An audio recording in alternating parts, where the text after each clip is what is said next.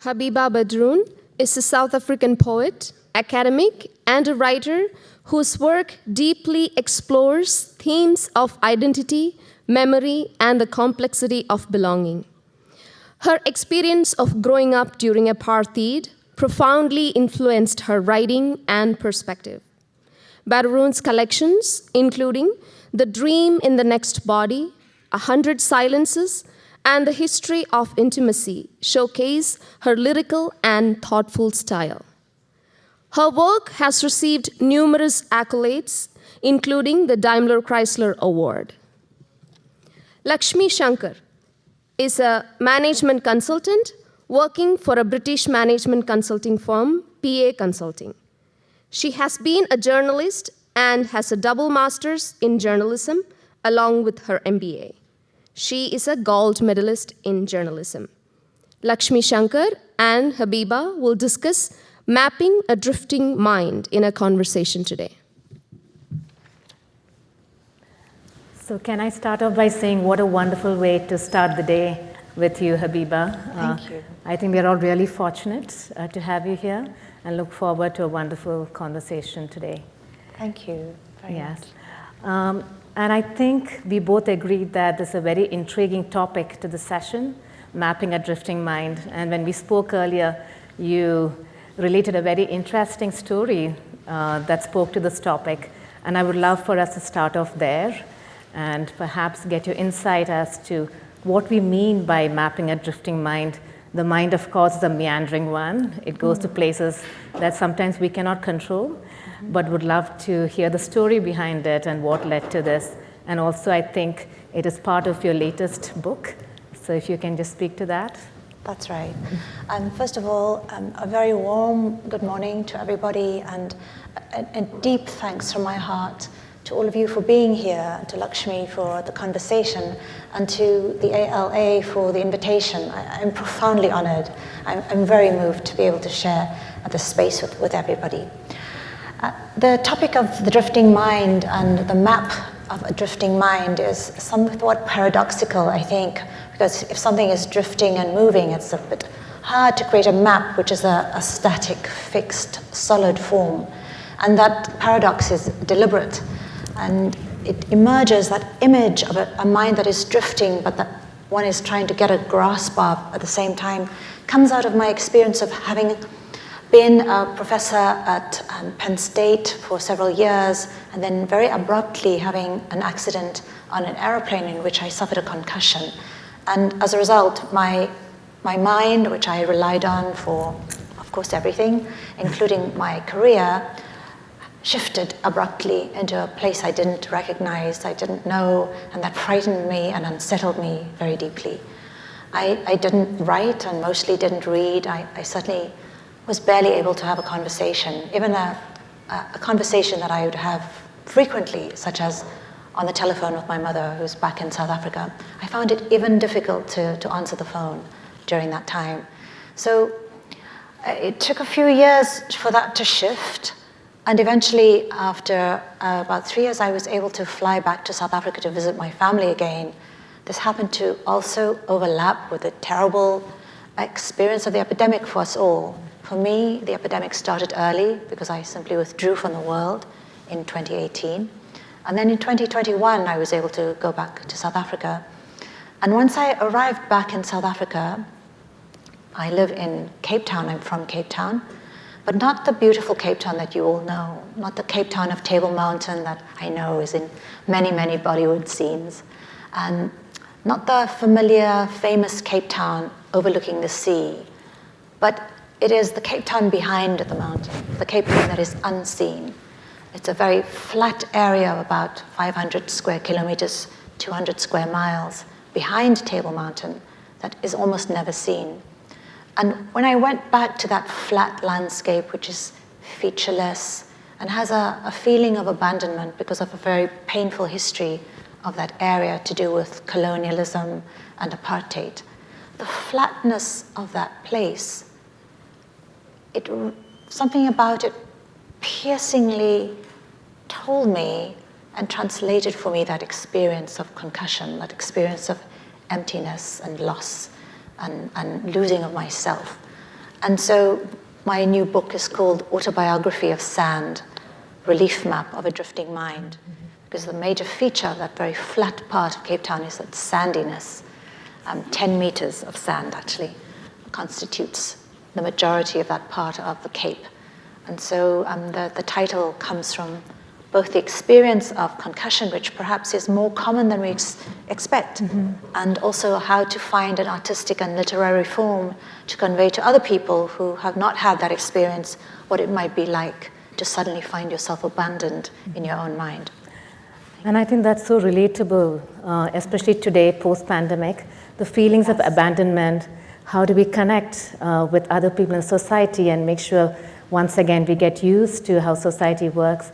I would love to hear a little bit, and hopefully read parts of the book, but if you can also talk about how you were able to resurface from those feelings of abandonment, how you built back that strength, especially bringing back the mental strength, which God alone knows how we can get that. I think that will be helpful for all of us who struggle with how to manage and control our mind to a certain extent. Indeed. We would love to get your perspective on that. Thank you, Lakshmi. I feel that your question is an invitation into empathy. Firstly, I had no idea what a concussion was. Before I had a concussion, I might have thought, it's something that people who play rugby experience, or perhaps people who are in a dreadful car accident. But actually, when I speak with people about this experience, I realize it's much more common than that. But because I did not know about concussion, I probably was not particularly sympathetic or empathetic with people who did. So the first lesson for me is, because I don't know about it, doesn't mean that it is not very important and has profound impact on people's lives. So to always approach the world with a sense of openness and empathy for the things we do not yet suffer ourselves and yet might in the future.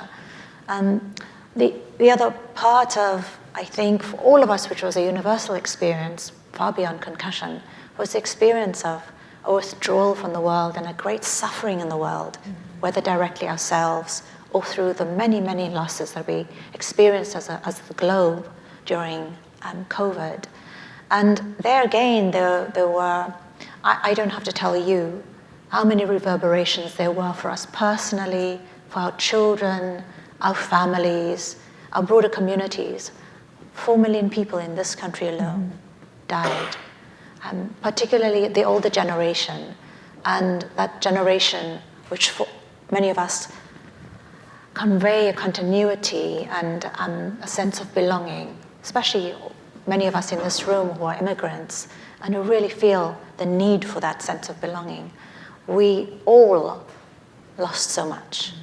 And that greater lesson, again, of not assuming that if we have not personally suffered it, that it is not important.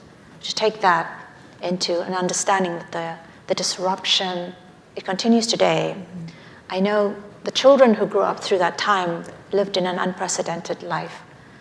How do we continue as their elders, their parents, their larger families, their teachers, to help them navigate a life that is totally different now than it was before? True. So I think what I'd always learned from literature and from other forms of art was how to enter another reality. And so I hope that this book will help, even though it is a topic that seems removed from many people's lives. I hope that it will take a very personal experience and translate it once again into something that will resonate more broadly. Yes, and I love that, moving into another reality, which many of us have to do when we encounter all kinds of circumstances, some of which can be quite traumatic, as the one that you had, and Indeed. then figuring out life, a new life almost. Exactly. I would love for you to maybe read parts of this and just explore a bit more, if that's okay. Absolutely. You will notice I have some of these books which I'm very happy to share with people. These look like very standard poetry books, quite thin, lyric poetry that's, as one of my fellow poets was saying, basically you write 4-line poems. very, and indeed they are easy to read, to grasp, and maybe easy to forget as well. This new book doesn't look exactly like a poetry book, although I'm calling it a poetry book. It wants to take other shapes than the ones I'm familiar with. So later on, when I share the stage again and give a poetry reading, I'll read more from these books. But right now, I'll read you an excerpt from this new project, Autobiography of Sand. This is a chapter called Adjacency, or Words for Pain. It starts off with an epigraph from the great Polish poet Wisława Szymborska and her book, View with a Grain of Sand. And as I say that, let me say thank you as well to the curator of the festival, Sabine Iqbal, who's not here with us, but who was kind enough to think of me for this festival. And the reason I mention him is that Sabine was recently in Poland in the apartment of Wisława Szymborska, who received the Nobel Prize for Literature a few years ago, and he was writing his own new work. So we are all in very eminent company in this festival. So from Szymborska, this line: we call it a grain of sand, but it calls itself neither sand nor grain. It does just fine without a name. Our glance, our touch mean nothing to it. From the age of 9, I started to be not where I was from, where people shout in the streets, where the accent is flat, platt as the place. The more educated I became, the more I sounded like I came from nowhere. I left without leaving. Only years later, I recognized the kinetic velocity of shame, of wanting to disappear from where I was. Now I've come back. For 3 years after my concussion, I kept a pain diary on the instruction of my doctors.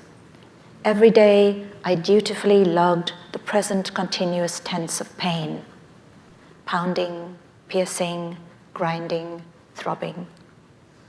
On a flight from Cape Town to Frankfurt in 2018, in the dark, in the middle of the night, or night when you're flying through time zones and latitudes, night without a stable orientation to the sun, the invented night that falls when the lights on a plane are dimmed, night in a darkened capsule within the dark.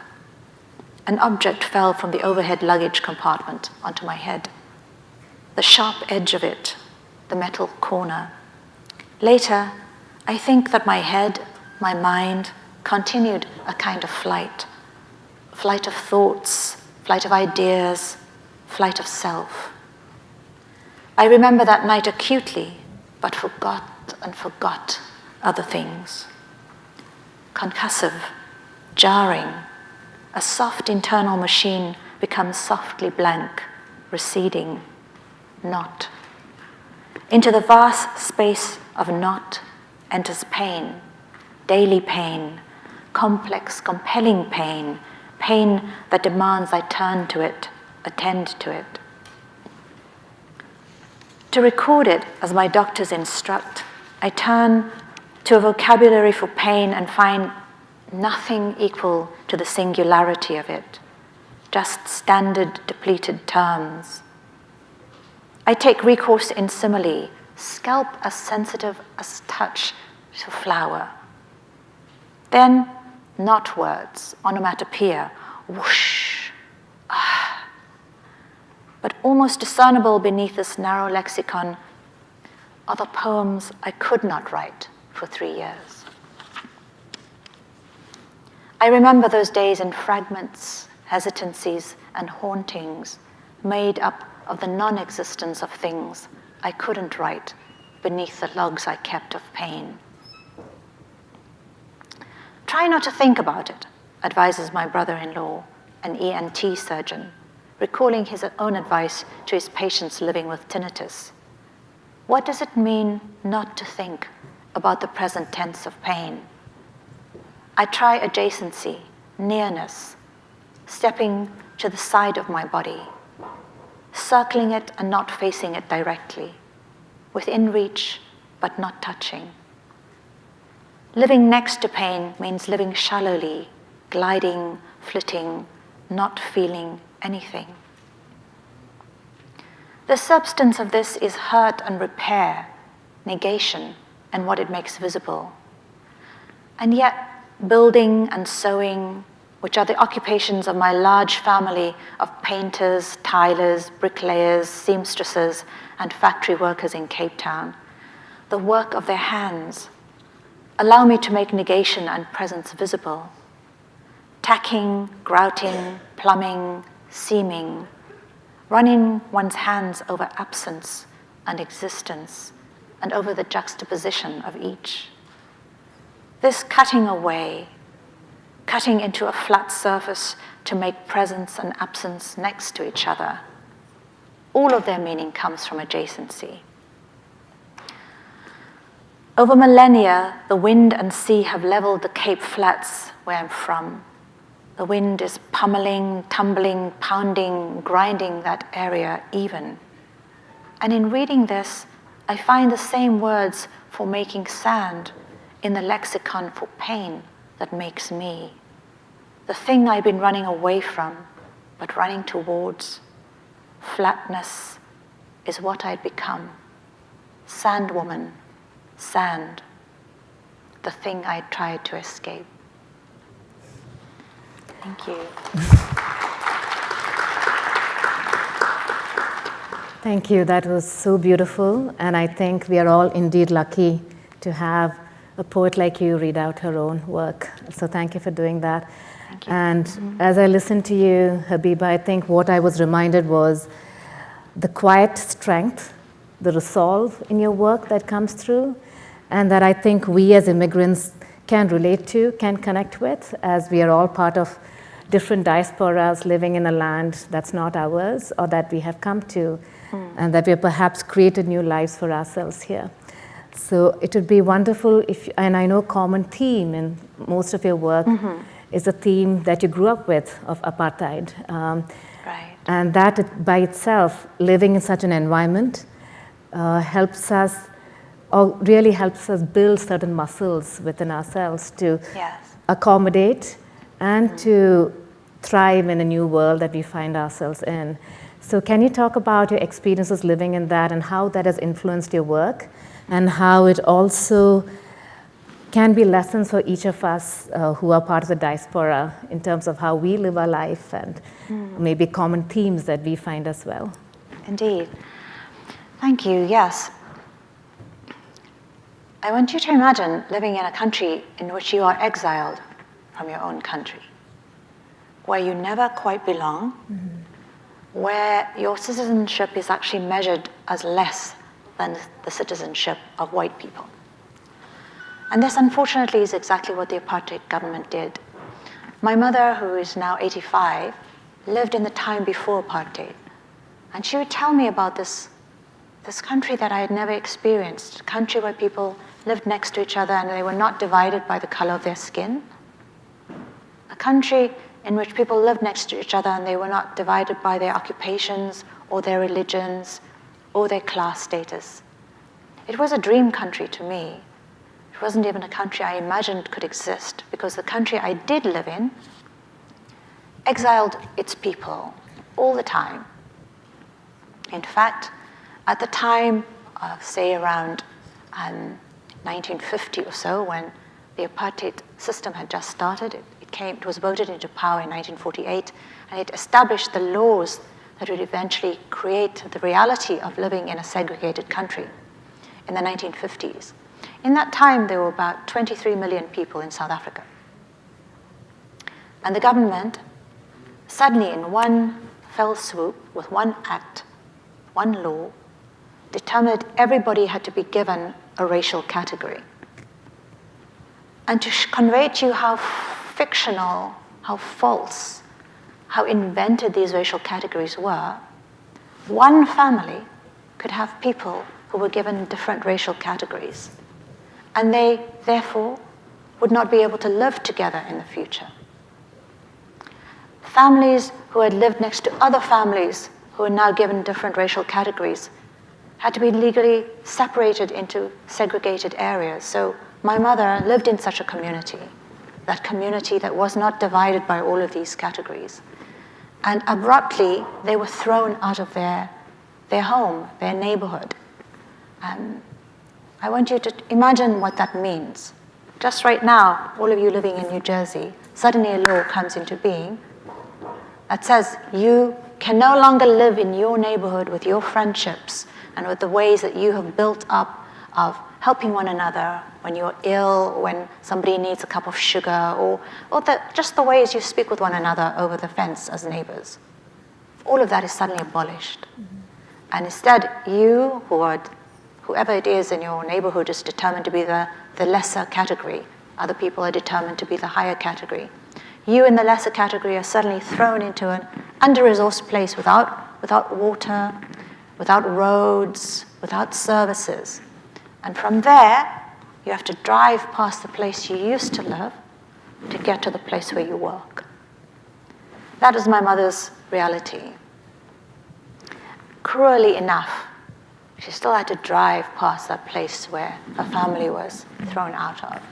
Cruelly enough, new shopping centers were built up in that area, and to go to that shopping center where we went to buy clothes, food, she looked out onto an old house and would cry sometimes just in the parking lot of the shopping center. So that is what living in exile in your own country was like, with great cruelty, brutality, a brutality that was physical because of the amount of injury, death, loss, but also a brutality that was internal, because everything that surrounded you confirmed white people were superior, black people were inferior. Today, before you identify as black, sorry about that, the sound, I identify as black. Why? You might see, wait, I mean, it's clear she is partly of Asian descent, right? I have a mixed ancestry, but it's clear. Why am I denying that I am also Asian? It is because it was forbidden for us to imagine that we were once whole human beings. The apartheid government divided us in that act in 1950 into 3 categories: white, native, that's the name they gave to black people, and they created this middle category called colored. That was on my birth certificate. But many of us, later on, the other acts created a 4th category called Indian. So those same neighbors who were parts of the same family, but certainly neighbors, were suddenly called colored, native, Indian, black. And we couldn't live together anymore. So to resist that, you asked which muscles we built. To resist that division, because eventually 7 subcategories were created of these middle categories. To resist all of those fictional divisions, we decided that we would create a unitary category called black in South Africa. So in fact, in South Africa, Chinese people are black, Indian people are black, people formerly classified as colored like me are black, as a way to resist this division of us into numerous fictional categories that are meant to be divided from one another. So this was one of the muscles you built, is to realize that oppression tries to enter your own mind. So part of the work of resisting oppression is working together, but it's also working on your own imagination, and to notice the ways in which sometimes you yourself also act out that oppressive behavior. And it's difficult, because if you act in an oppressive way, you are celebrated by that broader authoritarian society, right? If you act in a resisting way, you're punished. But the resistance is the ethical and moral and just way to behave in an unjust society. It's difficult when you're alone. It's easier when you do it together. And I think this is one of the lessons that I learned, one of the muscles I had to develop living in South Africa. And I think it's still a muscle that is necessary after apartheid ended. Yes. We can see how that muscle is necessary here today, right? In America today, in the US today, after the elections. And we can see how that muscle is necessary in Gaza, right, where South Africa has led the world in refusing the invisibility of people's suffering, because we were once those invisible people. So we can't stand by and collude and agree with the invisibility of other people's suffering. And in this, South Africa is not alone. I was recently greatly blessed to visit Kerala in India. It's the only place in India I have visited thus far, but I think maybe I visited the best place in India. I know that there too, you have developed muscles of encompassing everyone, especially those who you are told do not belong.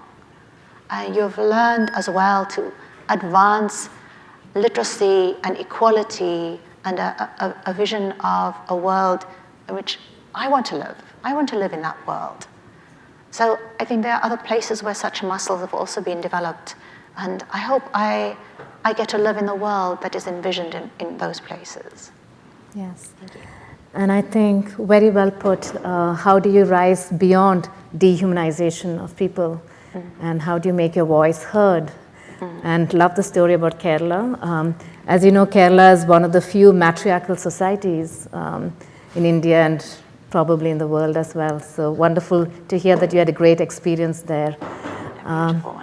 Yeah, so speaking of matriarchy, you're also a strong voice for women, gender studies. Yeah. And I would love to hear something about your own mom. I know she was a doctor, but often people, when your parents were together, people often thought it was your father who was a doctor and addressed him as such, whereas it was your mom. So you have also written a poem about your mom and your dad, I believe. Yeah. I think it would be lovely if you can read that out, if you have that with you. I would love that. Thank you. Yes, my mother is a very short woman, and my father was a very tall man, and they would come in together, and often the people say to my father, "Such a pleasure to meet you, Dr. Jardine." And my mother, this tiny person, would step around him and say, "Actually, I am Dr. Jardine." She loved to play that trick. So if you don't mind, I'll stand while reading the poem, just because for some reason my body thinks I have to stand when I read a poem. So I'll read you the poem about my mother, which is a story that she told me from the time I was a child. But because my imagination was already influenced by apartheid, I didn't realize this wasn't a shocking or unusual or unjust story. Only much later did I realize what she was actually conveying to me. This poem is called I Forget to Look. The photograph of my mother at her desk in the 50s has been in my purse for 20 years.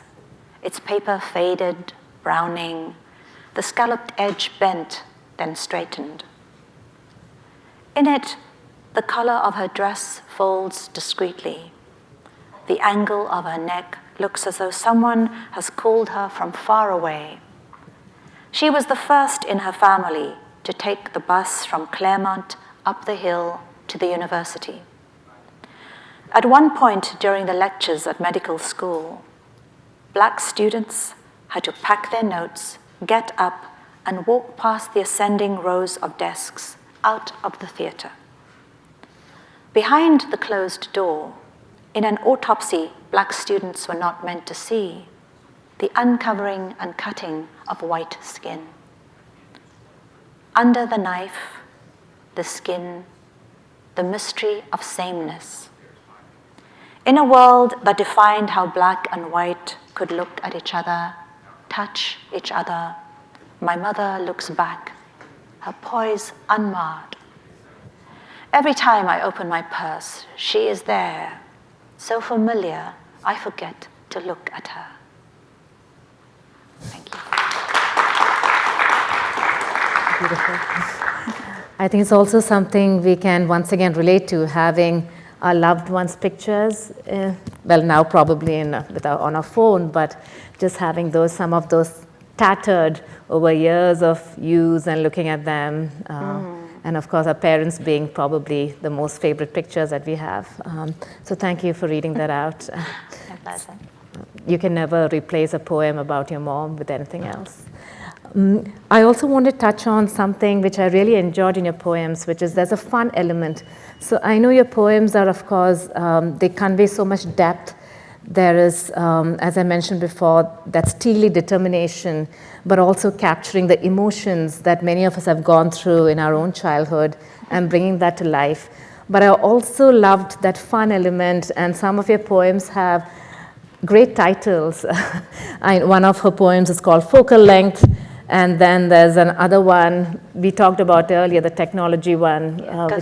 Yes, Ghost Technologies. I don't know if you have time, so stop me if you don't have time.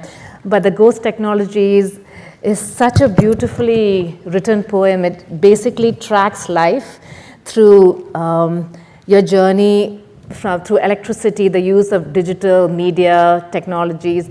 Would you have 2 minutes to read that, if that's possible? Because I know we can all relate to that poem, being from India and going through the same trajectory almost. It would be my total pleasure. And then if you can, after that, talk about how you put your poems together, how you infuse that with the energy, the fun element as well. I promise. Right. Ghost Technologies.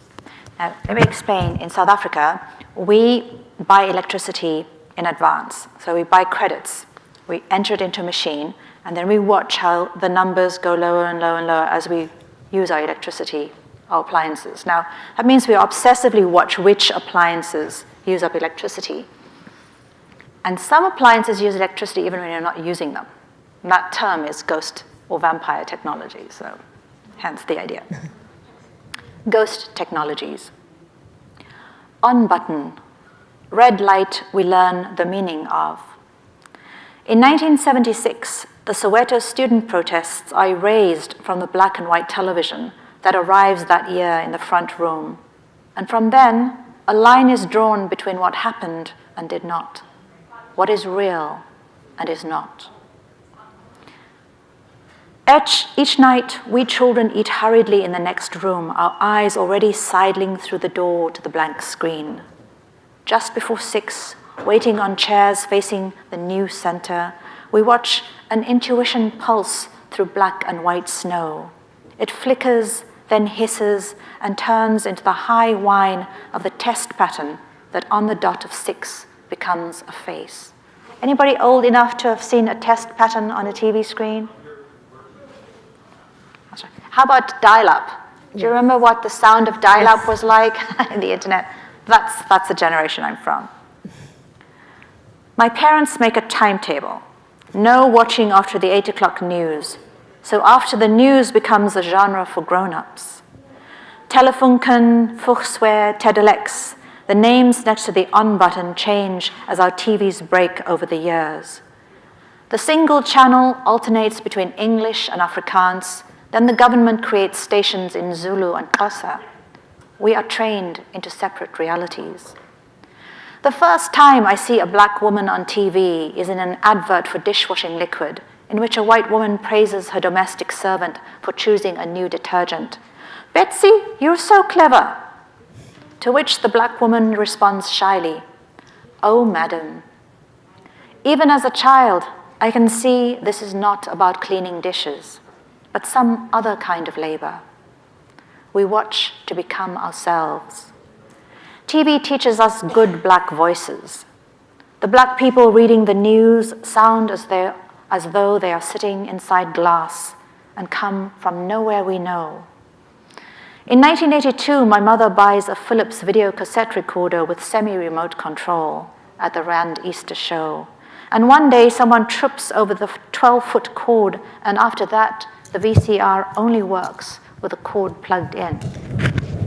In Live and Let Die, James Bond movie, in Live and Let Die, my eyes widen when James Bond has sex with Rosie Carver, a desire apartheid seemed to make almost biologically impossible.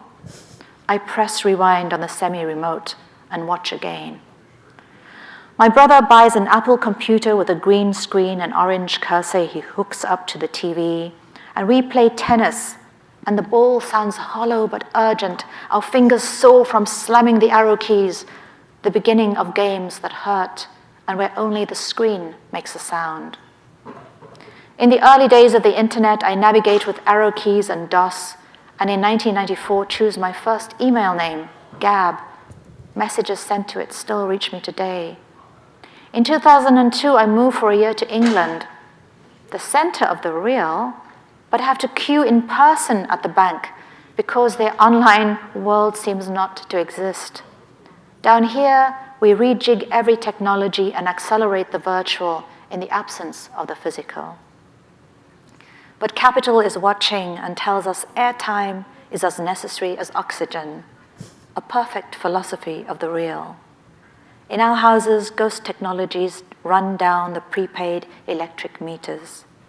Precise injuries of the neck, thumb, and eye create a new kind of body. The machines we hold close prompt infinite new desires and an infinite hunger for newness. We don't notice when the category of the evening disappears, the word for after 5, an off button that once brought the day's work to a close.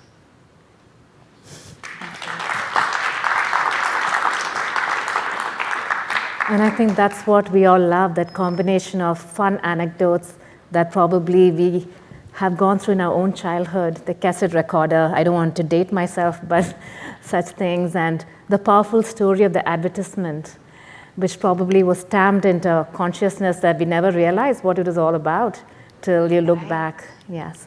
Exactly. Thank you for reading that. Sure. I do want to open it up for audience questions, if there are any audience questions. If not, I would love to also ask you a couple more.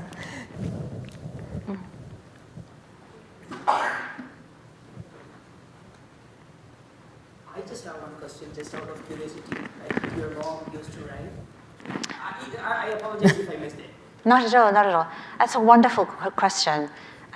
My mother dreamed of writing.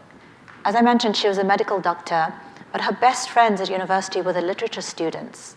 And she used to walk around the house reciting Wordsworth to us and other poems. And I think I always thought I would become a medical doctor like her, but maybe I became a poet like her.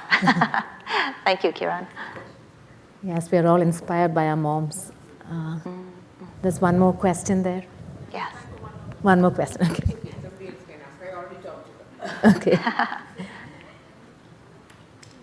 Oh, I think that's one. I was just curious about the medical colleges. Were they segregated because you mentioned that when a white body was, autopsied, the black students couldn't watch. So were the students all studying together regardless of color, or were they separate colleges for different? Good question. Yes, the universities were also affected by apartheid, and they were effectively segregated. The only reason my mother was able to study at the University of Cape Town was at that point there wasn't a university for black students to study medicine in this region. So they had to study together. But in fact, the apartheid government created universities according to racial category as well. But in the places where they were studying together, divisions like black students could not watch white autopsies. And if you think about that, what was going on? What was it that they could not dare to see, dare to show everybody together? So to me, the pathology of that ideology of racial division really reveals itself in such insane acts as saying, yes, you can listen to the lecture on autopsies, but you can't see it if the body is white. If the body is black, yes, you can see it. So what were they afraid that everybody would see? It is crazy. And I think you also mentioned, in fact, when you open up a body, it's all the same. Yeah. Maybe that was what they were afraid of, right? Yes. Yes, so I don't know if there are any other questions or we are up on time. Okay. Oh, do we have time for one more? Very quick. So your South African stories, I've heard similar stories from like Trevor Noah, that his mother had to pretend like his nanny so they can walk together on the roads. So my question is, how about the situations now? Are they still exist there or? Great question.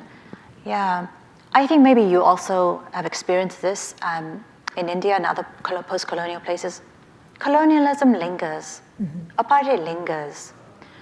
There's no legal racial separation, but you will still see that mostly in the poor parts of the city, black people live. Some black people have been able to move into the formerly white areas, which are the most desirable areas, but they are also the most expensive areas. So even the people who were thrown out of those areas, who should have had the opportunity to move back there, couldn't afford to move back. So the sad truth is that the inequality lingers even beyond the end of legal segregation. And this is through class, but through the losses, those families lost so much that they've not been able to make up the losses so that they can live a life now in a very expensive time for all of us, right? So and as many of us expatriates support my family back home, and I don't know how families without dollars or whoever, wherever else your children are now living in other parts of the world to help support those families, I don't know how those families survive because life is so expensive. So unfortunately, the inequality and the pain lingers, even though the laws have actually changed. Yes, well, thank you so much, Gabeba. I think it has been a very revealing session, and I'm sure everyone is keen to learn more about your work and the poetry, and of course, the new work that's going to be coming out very soon. And I know you'll be back for a few more sessions after this, so looking forward to that. But thank you so much for a wonderful session, and thank you, audience. Thank you so much.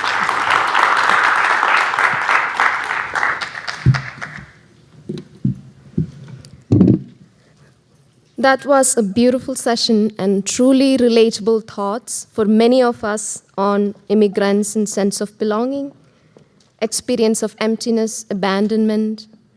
And then I'm sure that she really captivated us with the poetry recitals and left us all mesmerized and speechless. It sounded truly magical to me. Loved your experience on travel to Kerala and also the world before and during apartheid. It was really magical to hear that poem about Gabeba's mom. It truly touched me because I just lost my mom a few months ago. I would like to give a gentle reminder for everyone to avoid talking in the sides and to avoid moving around because our chairs and doors are a bit loud. So let us ensure that the sessions go smoothly and everyone get embraced within that conversation.